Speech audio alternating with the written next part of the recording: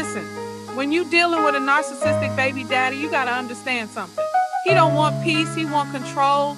He don't want to work with you, he want to work you. So you can't keep responding from your heart.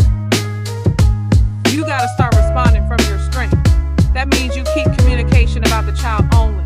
No arguing, no explaining, no late night emotional conversations about what used to be, because he will use your feelings to keep you stuck. If he ain't showing up for his other children, don't fool yourself into thinking he gonna magically show up for yours. You can't build a future with somebody who still live in confusion. So you set the tone, you stay calm, you stay firm, and you stand on your boundaries like your peace depends on it, because it do. He is not your partner. He is simply your child's father. Once you separate that in your mind, you get your power back. Now keep moving forward. Handle your business, because you're not meant to be distracted. You're meant to be walking in your greatness. When you dealing with a narcissistic baby daddy, you gotta understand something first. You're not dealing with a partner, you're dealing with a pattern. And that pattern is built on confusion, control, and distraction. He don't come around because he cares. He come around because he feel you getting stronger without him. That's why he'll start calling more, texting more, acting like he suddenly want to fix things. But the truth is, he ain't trying to fix nothing. He just trying to see if he can still reach you. So you got to get clear in yourself. You are not his woman. You are the mother of your child. And that is the only role he gets access to now. If it's not about the child, it don't need your time. Because when you start setting real boundaries, he gonna test you. He gonna say you difficult. He gonna try to make you feel guilty. That's how you know the boundary is working. You ain't being mean. You just done being manipulated. See, a man like that feeds off your emotional reaction. The moment you stop explaining yourself and just stand on your word, he loses his grip. And when he can't control you anymore, he'll try to confuse you. That's when you stay still. That's when you stay grounded. You don't argue. You don't go back and forth. You just keep your peace, your focus, and your power.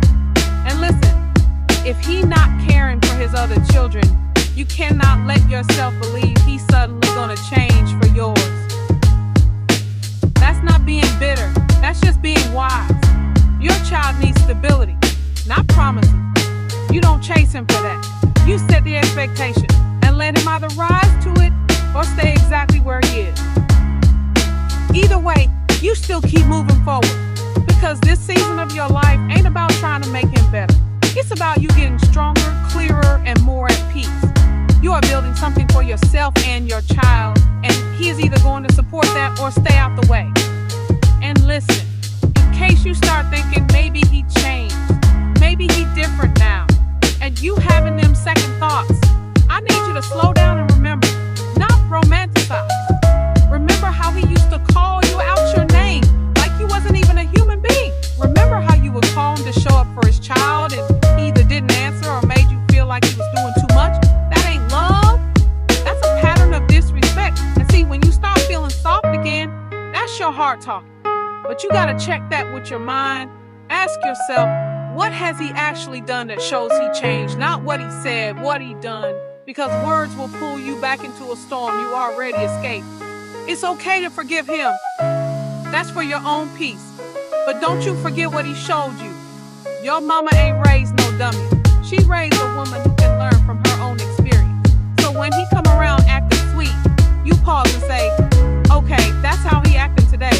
But what has he shown me over time? Because that's how you protect yourself from falling back into that same hurt. You don't move off feelings. You move off facts. And if the facts still look the same, keep your distance. Stay focused on your life and your child. That's not being bitter. That's being smart and self-respecting. You ain't got time to keep reliving old pain with new hope. You building something now, and only people who really support that get to stay in your space. And listen, you gotta start working on being self-reliant. Not because you don't want help, but because you don't want to ever be in a position where you need him to survive.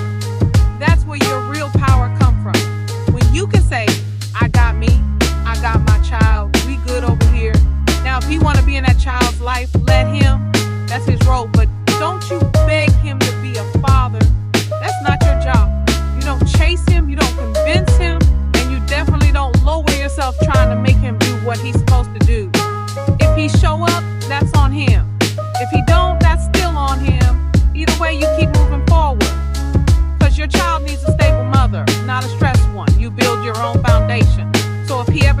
believe again. You and your child don't fall. You already standing. That's strength. That's growth. And that's how you protect your peace and your future.